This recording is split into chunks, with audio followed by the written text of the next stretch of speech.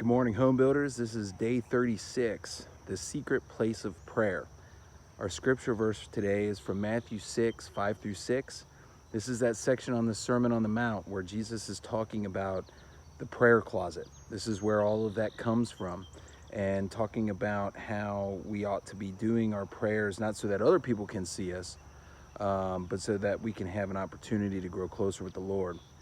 And and it also talks about fasting in there, in other parts, and it talks about how, if people do prayer and fasting so that others can see them, that they have their reward. But the reward for those who, pray and, specifically for the purpose of having that close relationship with the Lord, that's a much better thing. And that's where this notion of the closet comes from. My take on this verses have gone all over the place throughout the years as I've read this. It's something that a verse that we hear a lot and pretty early on in our Christian walk, I think. And I think that when you get down to the heart of the matter, the author does a really good job of boiling it down, at least to this aspect of these verses, and that is, there are times for public prayer, there are times for corporate prayer, and there can be discussion about what's appropriate in that vein and what's not. And I'll leave my own opinions out of that for now on this conversation.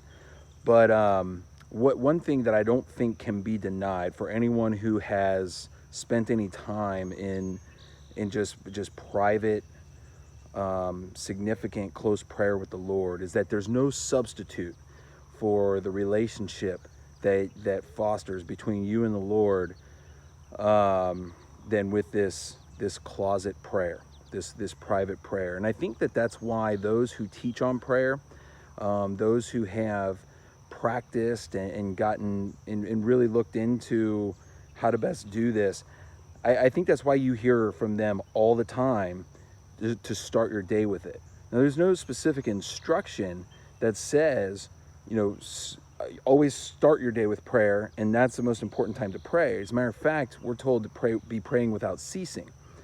However, what we do see is the example of Jesus Christ, and we repeatedly see him throughout the New Testament. He's starting his day with prayer. He's separating himself from the masses that are following him.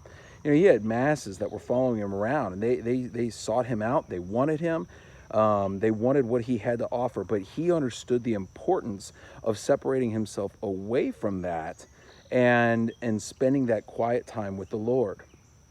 And also doing it early in the morning. And so I think if it's good enough for Christ, it's good enough for us, and that's good enough for me.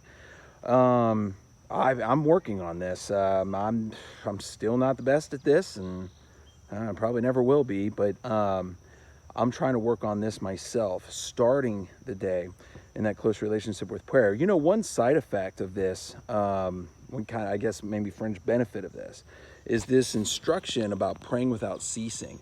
And the idea being that as we go through our day, we run across things, and we basically are continuing our prayer, our constant dialogue with the Lord. Like, God, I need you in this moment right now.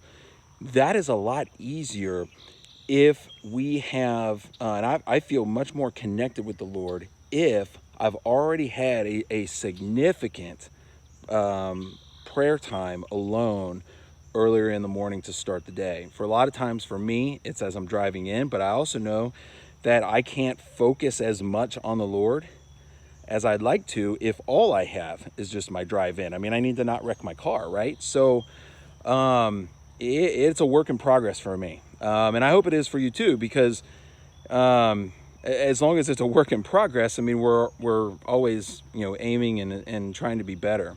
So that's the prayer closet, and this secret place of prayer, and how important it is for Matthew chapter 6. I think that we will find, if we continue to work on this and we get better at this, we will find our hearts renewed.